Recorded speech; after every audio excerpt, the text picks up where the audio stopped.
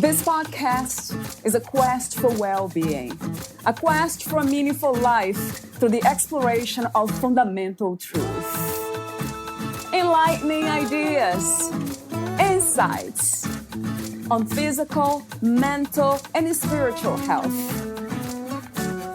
The inspiration is love.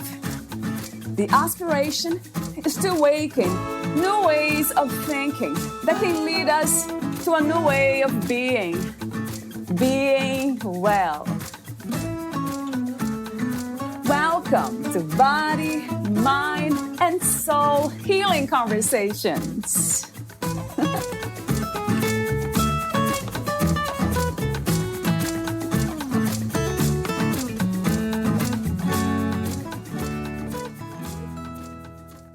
Valeria interviews Mariette Jansen.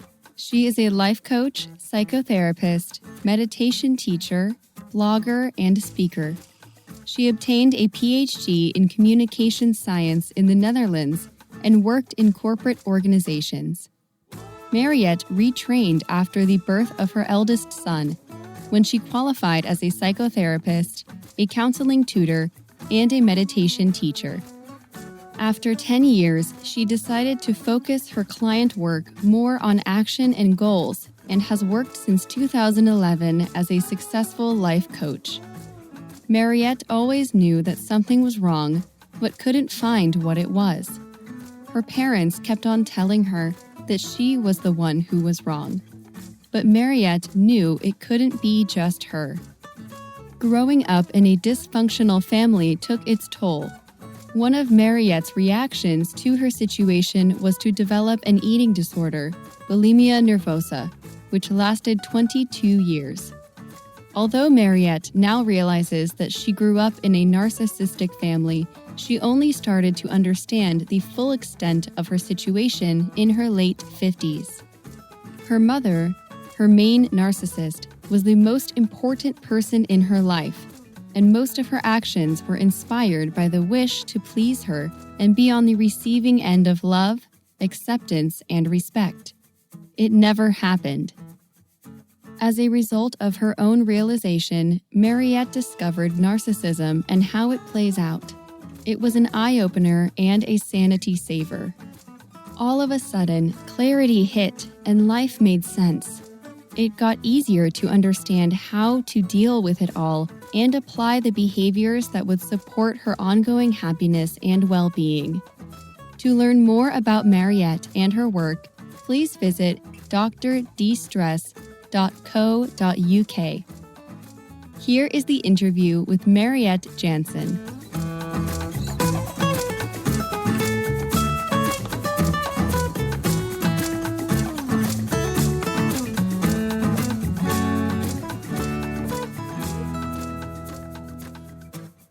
In your own words, who is Dr. Mariette Jansen? I always have to summarize myself as well. I'm Dutch, and I was always late in life.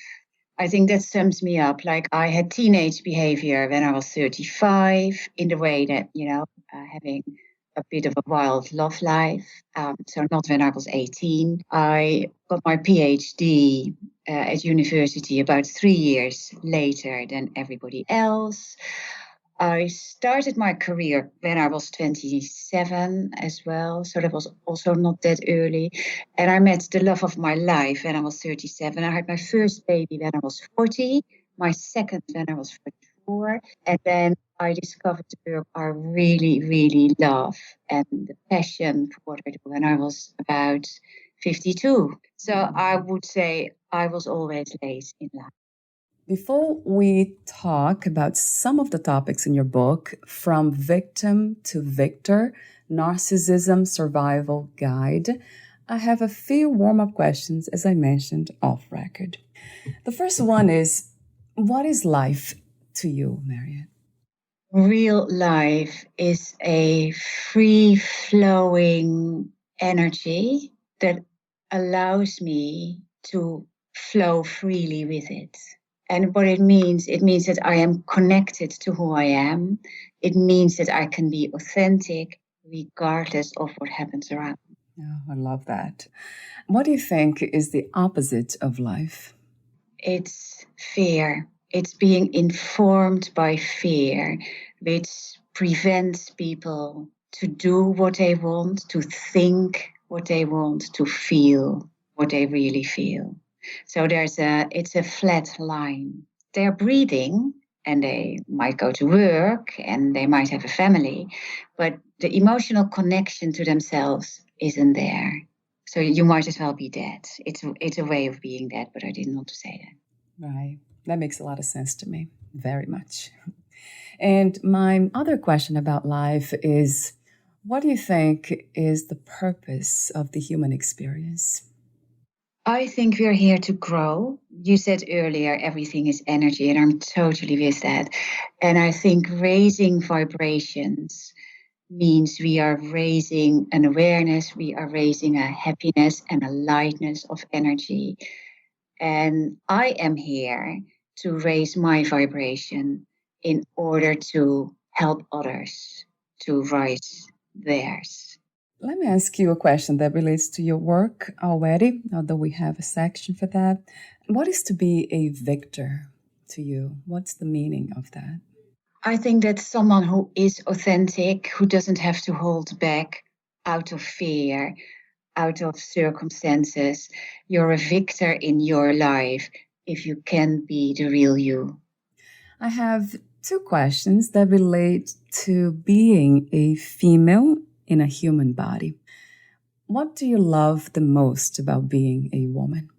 The biggest present life has given me is the experience of reproduction, of growing a baby in my tummy and then letting that go and have that a special connection. I think that's very, for a woman, different than for a man, I guess. I can't judge that, but carrying someone for all those months inside, I felt connected to my babies very much before they were in this world. So I think that's a real gift of being a woman. And I think as a woman, we are allowed to be more diverse by society. I mean, we are soft and we are emotional and we are, that sort of things. We can also be strong and standing our ground. And I think that's an allowance that makes life in potential richer.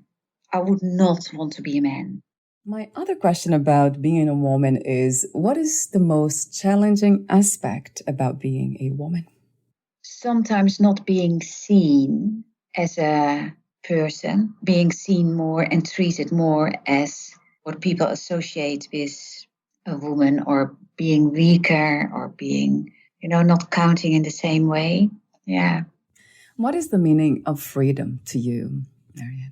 Just being who I am, just going for and being at peace with who I am, being stronger, being happy with who I am, and just be that with all my faults and non-faults. I think I don't have faults, and I don't mean that I do everything right, but I'm not here to do everything right. I'm here to do things in my way. And if that doesn't pan out positively, then I need to make some changes. And that's fine. So I think it's living without judgment and just be. And again, coming back to no fear for just being authentic. I love your wisdom. Absolutely love your wisdom. And then speaking of fear, do you believe that fear is the opposite of love? Yeah, 100%. Yeah. They can't exist together. How would you describe, or what is love to you?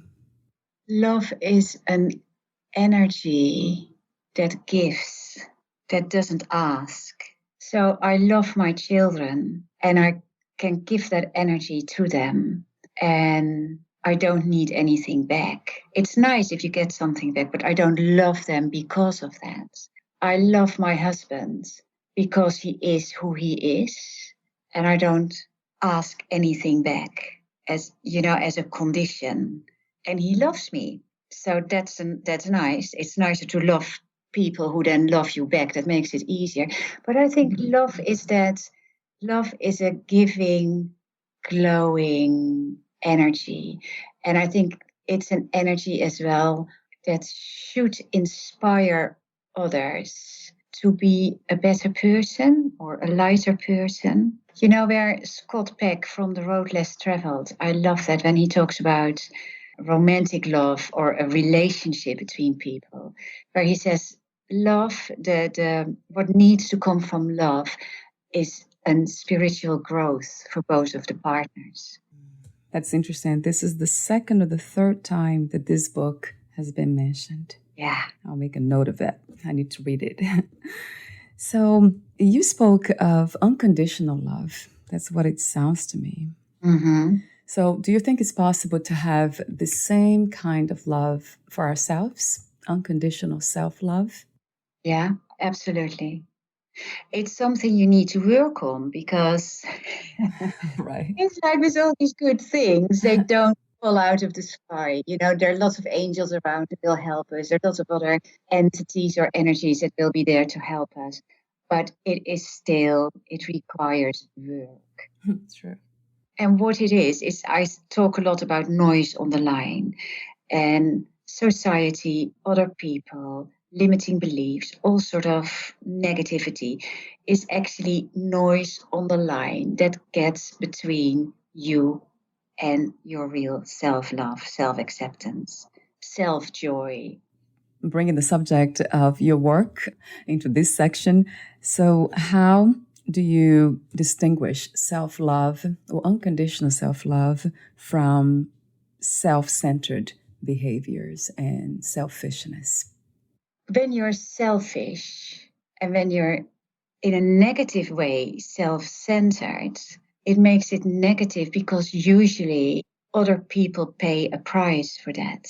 Where self-love in itself is looking after yourself, loving yourself, being good for yourself. It might mean sometimes that you have to say no to someone because it's not good for you.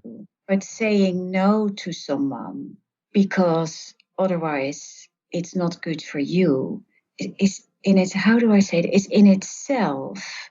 The other party, if the other party comes from a positive place, they will understand. If they don't come from a positive place, they want to abuse you, then you're quite right to say no anyway. Do I explain it clearly or not? Yeah, you made it very clear because I ask this question often and sometimes I get the answer that unconditional self-love might become a narcissistic kind of lifestyle. So that's when I tell them that unconditional self-love has the word love in it. So for a reason. So it has a lot to do with love and kindness and gentleness. So like you said, even when we say no, we can say no with love, with kindness, and keep doing that if that's not helping ourselves and others. So I love your clarification because we need to understand this better. The next question here is about the current situation. At this time, what do you think is the world's greatest need? And do you have a vision for a new reality? It's connected to love, I think, what I'm going to say, but I think people need trust and people need to almost surrender. The whole COVID is just something that seems at the moment uncontrollable. We can't understand it. We think as humans that we're so advanced with our science that we can even control the weather. I think that was China who did it. This wasn't it for a big championship or the Olympics or just affect the weather because that's better for us. We decide it's better for us. I think if we were more trusting in our own ability to be, trusting in other people, so we didn't have to fight for everything. Because when you fight, when you have the energy of fighting, you have a winner and a loser, and no one likes to be a loser. So with that winning and losing, aggression is coming, and then self-centeredness comes up because it's actually, if you don't want to lose, maybe you have to put more aggression in and attack more and make sure that you are all right and you don't care about the others being all right. It's that sense of trust and a faith in the bigger picture. I know it's really challenging this time. And I hope we get through it and come to a higher level of understanding and a higher level of loving and trusting. But I'm not sure if that is going to happen based on what people are showing. I love the way you use the word trust and then you use the word faith and then hope. So they are all connected, right, Mariette? These words? They are, yeah. What is your understanding and idea of inner peace? It's knowing yourself. It's knowing where you're coming from in your choices. It's feeling that you're doing the right thing, even though it might turn out differently than you anticipated. But still, if you come from a place of positive intention, then actually you can't go wrong. You can't blame yourself for having done something wrong because your starting point was all good. And I think that if you say that's where I'm coming from, then you've got nothing to worry about. Because whatever people say to you, oh, you said this and you said that, it's very easy then to say, yeah, I said that. And I was convinced that this was the right thing. It turns out not to be the right thing. So that's a shame. And I've learned from that. And maybe next time I have to make changes. So there is not a sense of I have to defend myself, I have to be aggressive, I have to be right. I just have to be real. And that is peace. I love your answer for that. Yeah. Yeah, we just have to be open, right? What, where, and who is God to you? I talk about the universe. And the universe for me is everywhere, always. So it's a little butterfly, it's the air I breathe, it's my little doggy, it's anything that brings me joy. It's sort of, and I throw out a lot of communication in the day when I say, oh, this is beautiful, or this reminds me of angels, or I'm so grateful for this, or things like that. So I throw my gratitude out, and I just throw it out and to the universe. And the universe for me is the higher power, the energy that has the bigger picture, the energy that I trust. Whatever happens, there will be a meaning to it. And I know as a human being, I try to find meaning in things. You know, things happen, and people then say, "Oh, things happen for a reason." And I think you can get your lessons out of all the events, and then grow. But in growing, you become closer to that energy of the universe. The way you speak, it kind of comes to mind this way of living that's heart-centered, seeing, being grateful for our lives and everything around us, loving unconditionally.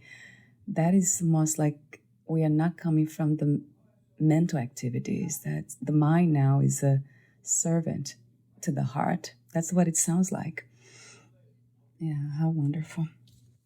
So this is the second section. And my first question had to be this one. How did you become a writer? I've got a creative mind. I only discovered that later in life.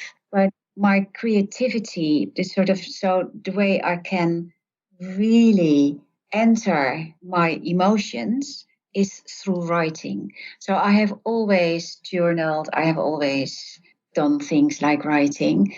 But when I started as a coach, I started a website and I started to write blogs. And I like that. When I read my blogs now from then, I sort of almost cringe and think, oh my goodness, because you evolve over time. But I have been writing several blogs and weekly emails, and I wrote a book on meditation, which is cringingly not good either, very judgmental here, I know.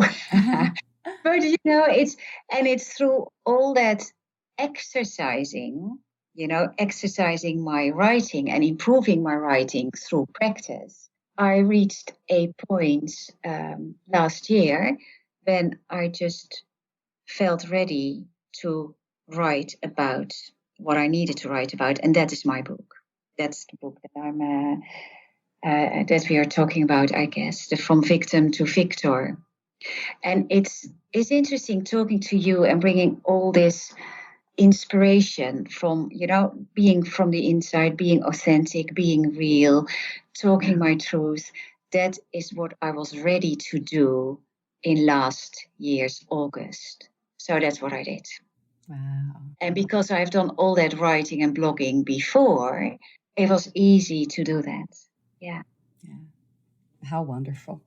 And now we'll explore the topic. But before that, before I ask you specific questions about narcissism, let me ask you this question first. Why did you choose to become a psychotherapist? I loved learning more about our psyche, how we make decisions, how we make wrong decisions. I was intrigued, to be fair, really. I think it had to do with my own personal development and discovering more about myself. You said earlier, what is typical you, or what is it about you? But I think one of the things that I have held back for until I was, I guess, 35, 36, 37, was thinking, because in my upbringing, my narcissistic mother, thinking there was no point, because whatever I brought up and wanted to discuss, that was being swiped, off the table, and it was wrong. And so I wasn't stimulated to think, but actually that's what I'm really here for. I'm a thinker. I love thinking. And starting my education in psychotherapy started to open up that thinking process about stuff I was really interested in. Love it. Discovered this, hear this. Like, oh man, it was like I loved every minute of it. Yeah, and still do. I can imagine. And for a moment also, Mariette, talk to me about meditation. The moment of surrendering, I think. For me, meditation is a way to be in that moment of being.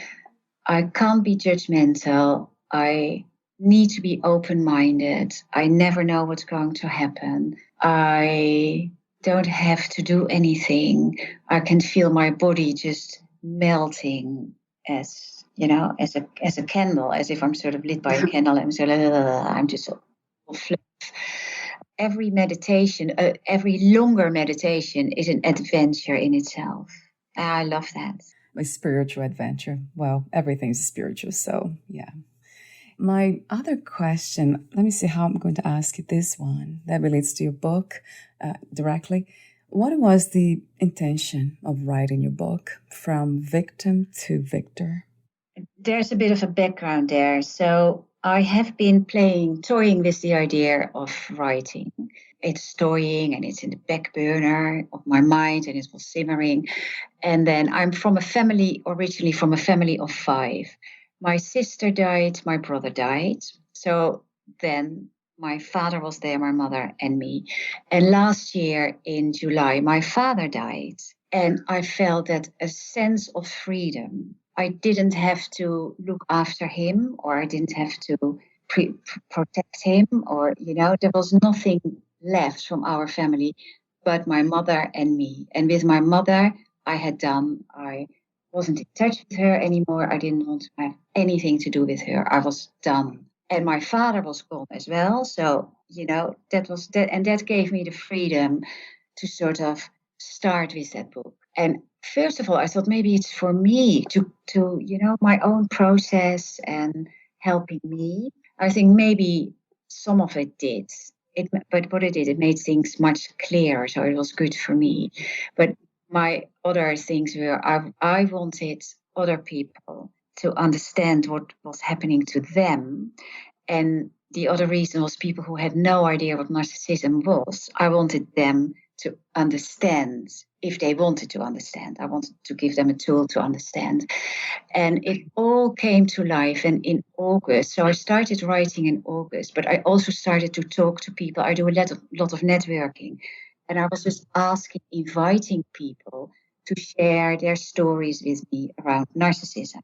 And I started my little presentations. You know, you do here in the UK, you often do a 1-minute presentation. And I started with, my mother is a nasty piece of work. And you can imagine that people were sort of, ears were going up, eyes opening, saying, what is she going on about? And then I explained very briefly something about narcissism and said, I'm writing a book. I would love to get in touch with people who have maybe a similar experience or think they have an experience with a narcissist or know they have an experience with a narcissist.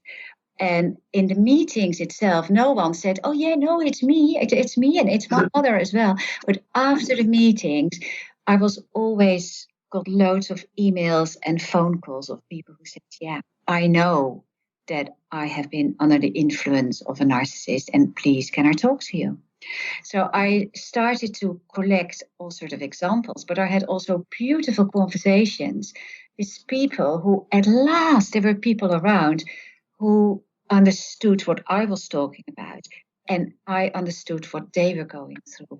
And that is such a gift, because my journey has been very lonely. No one understood what I was talking about.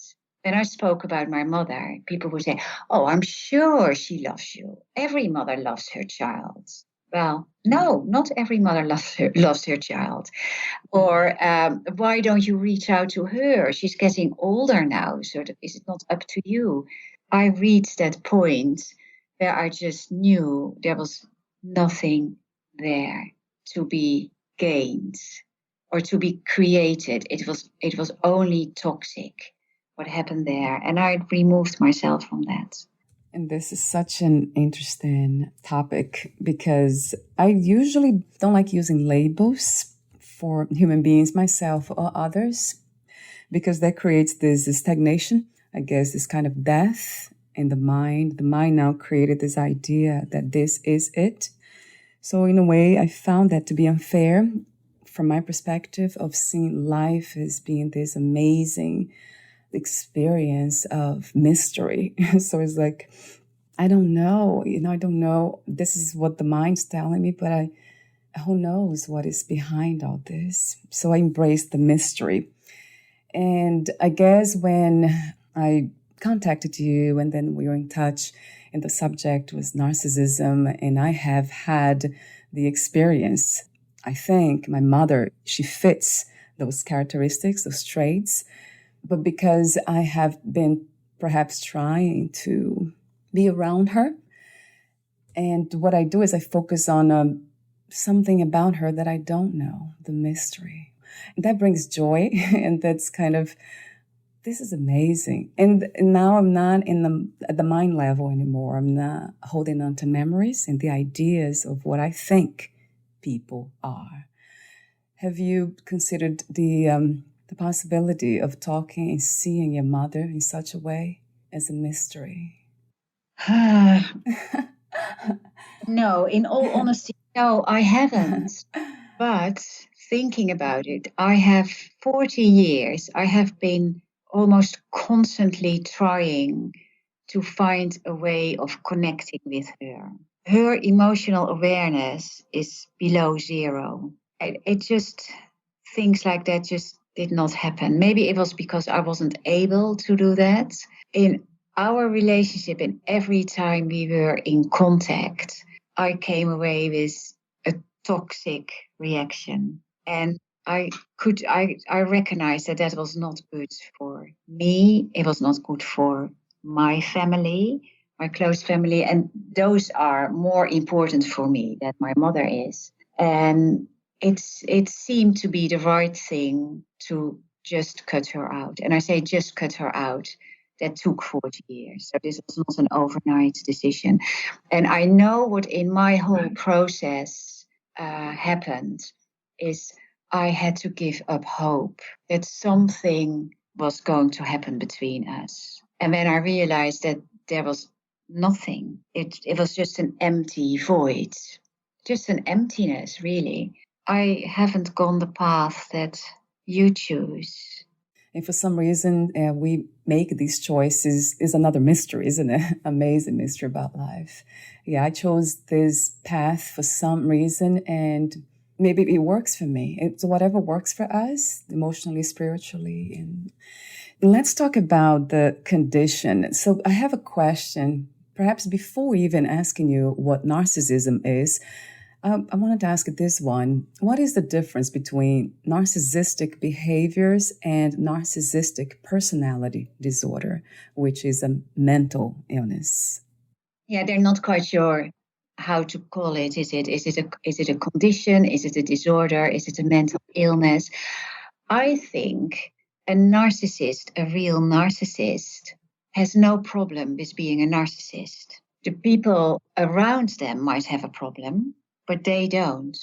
They are just the way they are. They think they're perfect. They are entitled. Everybody needs to do things for them, and they're very skillful in making that all happen. And when people have narcissistic traits, we all have them. We all show them from time to time. And someone can be arrogant, or someone else can be a bully, or sometimes a bully. That doesn't make them a narcissist. A narcissist is continuously campaigning, and their campaigning is all for their benefit, regardless how much pain and discomfort they cause in other people. And they can't even see it. They can't help it because they lack that awareness. And there is not a lot of real research on narcissists for the reason that the narcissist doesn't have a problem. If you take a narcissist to a therapist, then he or she is going to sit down and sort of criticize the therapist and tell the therapist what they are doing wrong, because they are always right. So they're not open to an adventure of discoveries. They just have to hold on to what they have. That is their security blanket, and they need that because underneath it all is that fragile ego that they need to hide. From that point of view, they are very different from people who have other conditions. When people are depressed, they would like to do anything and everything to get over that depression. A narcissist doesn't want to get over their narcissism. They don't care.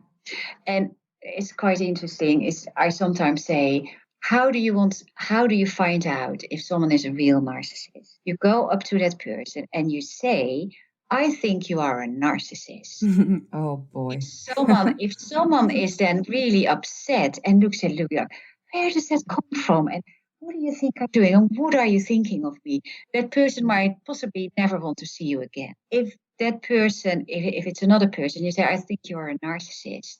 And they look around and they shrug their shoulders and they say, well, who cares? Then it's probably you who should run away from that person and never want to see them. So in any way, when you ask that question, you will lose possibly the person you are asked the question from. So there's a big difference between the disorder. And there are some cases, and this was research in Germany, where they did brain scans. And in people with really very clear narcissistic campaigning, no empathy, and really sort of that really cold and total, blueprint of a narcissist, they lacked certain physical elements of the brain. They lacked that area that homed the empathy and the regulation of emotions. So it's just not there in some of them. Yeah, so that constitutes the issue clinically. That makes sense. Yeah, not having the biological access tool for empathy. And that explains as well that narcissists don't change.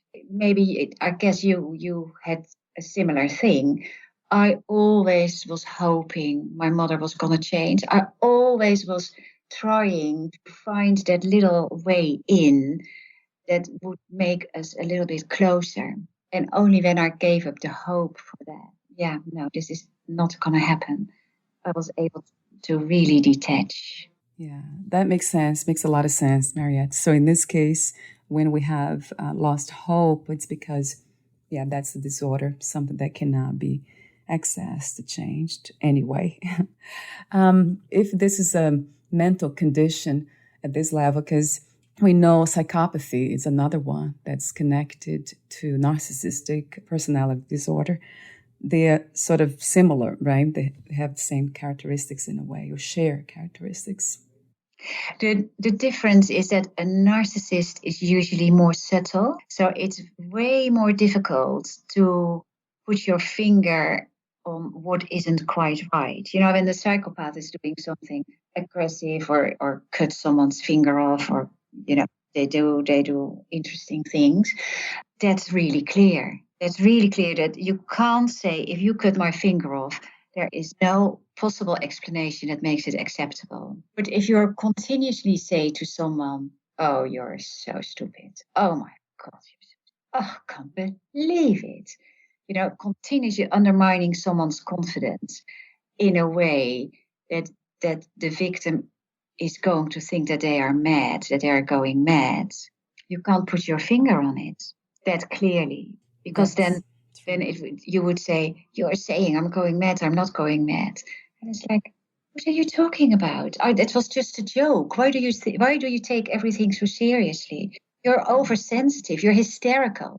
And I think, oh gosh, really? So whatever happens there, it's subtle. You can't really make an easy case with that. That makes a lot of sense, yeah, what you just said too about the subtleties of the narcissistic disorder. And what comes to mind is what I'm wondering here. It sounds to me like there's no lack of self-awareness, almost like 100%, no interest of knowing who that person is at all, and no self-love. So from what you're saying, I see a lot of that happening. So not sense of who they are, not knowing who they are, and not even interested to know, going deeper. And that brings me to a point, something that I read in your book that caught my attention. You said, usually a narcissist does not suffer. Yeah. And that makes me think about suffering when I think about somebody who doesn't have self-love. It doesn't understand who they are deeply. Doesn't it cause a lot of turmoil in the mind? They don't feel those type of emotions. It's just not there. In my experience, I have had these endless conversations where I really hit my head against the wall and thought, for God's sake, don't you get it? You know, in these words, those words, me being absolutely desperate. And my mother just shrugging her shoulders like, what are you getting on about? I don't know. No emotions. And one thing that's not an example in the book, but that happened, is my parents had a dog for nearly 15 years. On Friday morning, the dog dies after 15 years. It's like a family member. And 3 hours later, a new puppy arrived. And that for me, that is such a clear picture now that I think there is no sense of loss. There is no sadness. There is no bereavement process. You just get on with it. You want a dog? Well, dog is dead. What do? You get a new dog. It made me think about a behavior from my mother too, that she used to kill the chickens that we had in our backyard. That might sound like normal, for people to do who live in small towns and all, because they kill the animals to eat. But then I used to pay attention to her behavior, like emotionally. And she had no connection with that animal. I would cry, like I couldn't even look at it.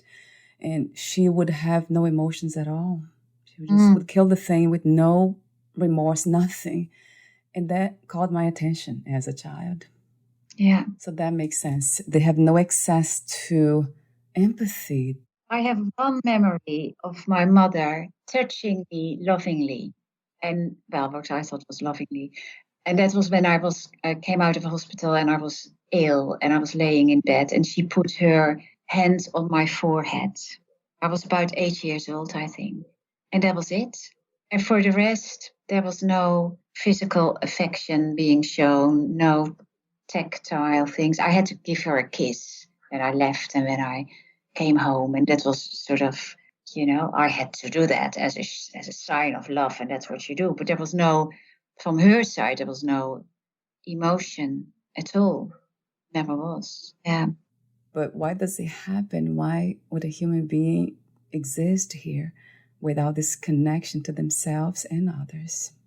You see, I can look at my mother now, and I'm grateful for having had my mother. She might still be alive, I don't know, but I am grateful for my mother because she has enabled me to grow into the person I am. It was a painful journey. It's not, it wasn't a holiday, but if I hadn't had her, I would have less empathy. I wouldn't have the profession I have now. I wouldn't have written the book. I wouldn't be able to help all these other people just through offering my story in my book. I am happy with myself now. And she has played a big role in that whole process. So that sounds very spiritual to me. What do we do having somebody like that? Now we recognize that we have somebody close to us that is displaying these narcissistic behaviors, but not just the traits of looking for power and, successful people. Most of them, they have those characteristics, but the disorder, because that seems like something beyond that. So when we recognize somebody has a disorder and we live with them, they're around us, what do we do? Ideally, you run away as fast and far as you can. But I'm very aware that that's for a lot of people, that is not an option. I think it is really important to be aware of your narcissist. And that's where my checklist comes in. I've got a checklist with 50 points in the book.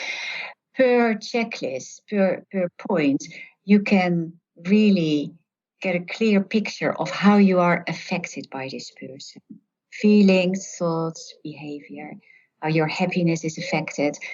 And if you have that awareness, you can find a response that works for you. It is a way of keeping yourself safe and sane.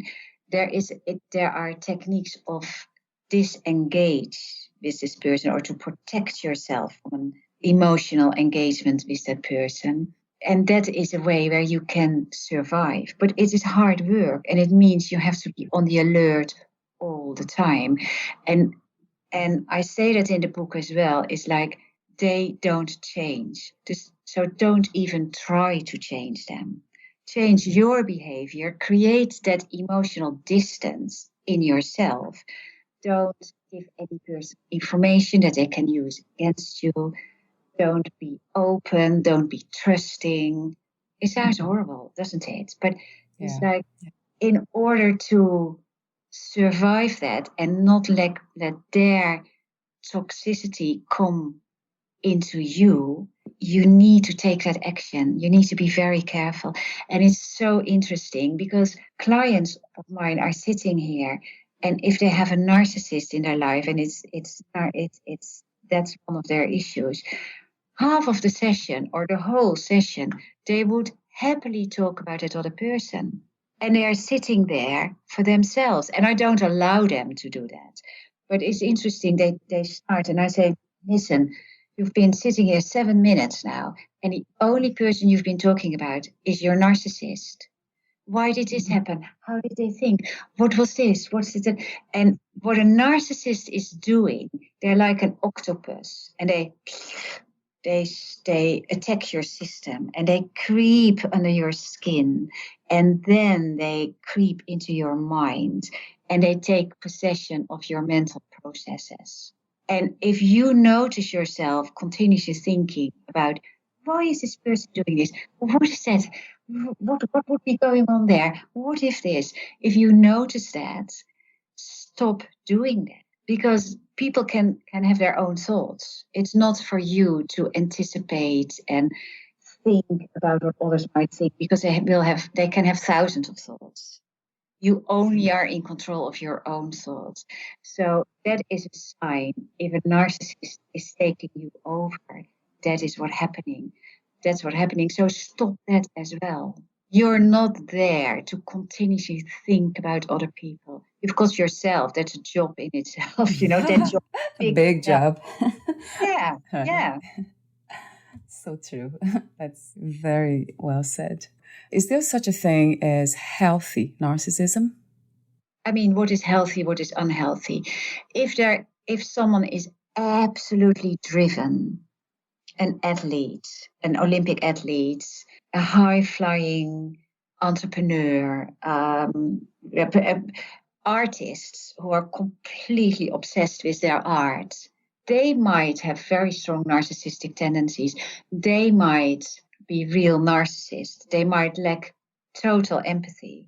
But if they don't act on it, if they are so focused on what they want to achieve and on the way don't destroy people, then is it healthy?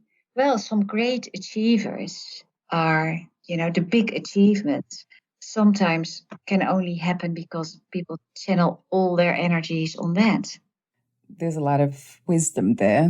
I agree 100%. Yeah. Focusing the energy so much in certain things, it's great, especially if you're not hurting anyone. And the opposite's true, you're helping people. So that's a wonderful thing. I agree with you that too much of anything, it's not a good thing. It cannot be healthy. And possibly ultimately, someone who is so focused and so into whatever they want to achieve, there will be moments in their life that they will hurt people unintentionally. But, maybe in a relationship where the other person is totally adoring and lovingly and giving the narcissist the space. And then in the end ends up with maybe nothing because the narcissist moves on and think you're no use for me anymore and now I go. And it's not even intentionally from the narcissist, but that's how they operate. But then they will hurt someone. Yeah. It's a great, actually, awareness to have. This idea of focusing too much, obsessing with certain things, even when they look really good. It makes me reflect about the work I do today because I absolutely love it. But it takes a lot of time and energy. And I try to balance. The whole thing is balancing. And a lot of times, you're right, I fall short in some areas. It's really a challenge to have a balance, create a balance is a challenge, yeah. How about this? There are 4 questions to ask, yeah? Always, if you have a choice to make, it's like, what does it give me? What does it take from me? Who benefits? And who pays the price? So if you put that together, first of all, you look at yourself and sort of, what do you give, what do you take? But then also you consider the people or the situation around you. So that will almost create a balance and an easier way of making choices. So give, take, benefit, and who pays the price. Yeah, it sounds really simple. I'll try the homework. Let me know how you get on with that. Yeah. Yes, and I will, definitely. Your book, it's very interesting. I love how generous you are with all the information you give. You try to help others to understand this behavior, people around them, so we can live better lives and healthier, joyful lives. That's a wonderful work. I have a few more questions for you. I call them final questions. Before that, would you like to add anything or read a passage in your book? I think yes, there is one thing I would like to say. I'm from a family of 5. My elder brother was mentally disabled and couldn't really speak up for himself. And my younger sister, was so introvert and moody and hid, I think, and hurt by the whole circumstances. But they both died. My sister was 52, my brother was 60, and they died. And I dedicated my book to my darling brother and sister who suffered from the same abuse as I did. I found my voice and a way forward. You both had a different journey. It fills me with deep sadness to think of what could have been and never was. You are both in a better place, and I know my words also reflect your thoughts and experiences. And that's very powerful, this connection that you're making with this work in their lives, in their existence here in human bodies. That's wonderful. And I think it can be extended. So it's not, it's directly my brother and sister, and we grew up in that same cocoon. But what I have experienced in the last month, since I started to talk and the writing and the release of the publication of the book, is that there are so many more people, and it's as if I speak their language, and if I speak their story, and if I can be the voice for us. Yeah. That's beautiful. Thank you so much, Mariette, for the work that you do. It's meaningful, profound, and it takes a lot of courage, I know. What is another word for healing? Arriving, coming home, and arriving home in your own life and in your own self. Mm-hmm. And again, it means the noise on the line, you've cut off the noise of the line, it's silent. There's a clear connection between you and who you really are. Wow. No matter what, right? No matter what situation we're in. There is no problem unless we make it a problem. Yeah. There's no problems unless you make them problems, right? Yeah, and problem arises because you think it should be different. I want else. Yes, it's not different, and it's not something else. It just is what it is. If you knew you would die soon, meaning losing the body, would you make any change in your life or do anything differently? No, I don't do that sort of regret thing and the what if thing. I mean, I was so lucky to fall pregnant when I was 39. Yeah, it was all. I never wanted children, but then I thought because I met Ian and just, the maternal button was pushed, and I thought, oh yeah, I want babies, and I just got them, and then I got number 2 because Ian said to me, but you'd never wanted children. I said, I know. So James arrived, and then I said a year later or so, I said to Ian, or 1.5 years later, I said, I want another baby. And he said, but you only wanted one.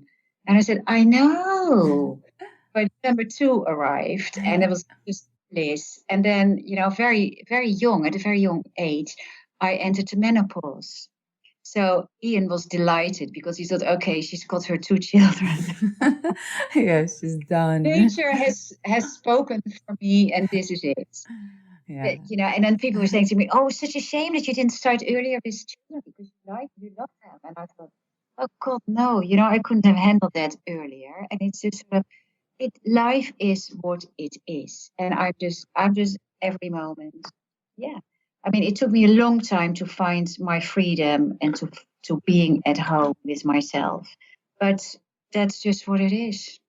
I'm here now. Every day I jump out of bed with a big grin on my face, and I can't wait to embrace what it's going to present to me. What an uplifting attitude. I don't really call mindset attitude, really. I think this is just coming from that deep understanding from your heart that knows the truth, that life is this now. There's no need to regret, to rehash. It's just celebrating what is here that matters. What are 3 things about life you know for sure as of now? I'm responsible for my own happiness. I need to work at it. If I don't work at it, it might slip because, in our default position in our mind is negativity and fear. That's the caveman state of mind. And it requires work to step out of that continuously. So I'm responsible for that.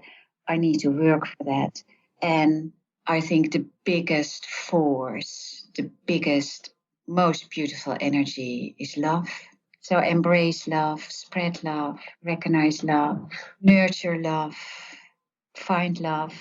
It's everywhere. If you want to see it, and if you want to see it, you will find it. Yes, and yes. It has been a wonderful conversation, enlightening to me. I really appreciate your profound wisdom and your fun presence. It's a lot of fun to talk to you. And I have one more technical question, the last one. Where can we find more information about you, your books, products, services, and future projects? Okay, my nickname is Dr. Distress, DRDESTRESS. So my website is drdistress.co.uk. I'm on social media with the same sort of thing, or just with Mariette Jansen. My book, From Victim to Victor, The Narcissism Survival Guide, is available on Amazon in paperback and Kindle. I'm sure if you Google me, you will find me on other places. But, it's my website, drdistress.co.uk, and it's the book From Victim to Victor, Narcissism Survival Guide. Wonderful. Thank you so much again, Dr. Mariette, and we'll talk soon. Okay, thank you for having me. Thank you. It was fun. It was fun, right? Fun. Meaningful, spiritual fun. Bye for now. Bye-bye. Bye.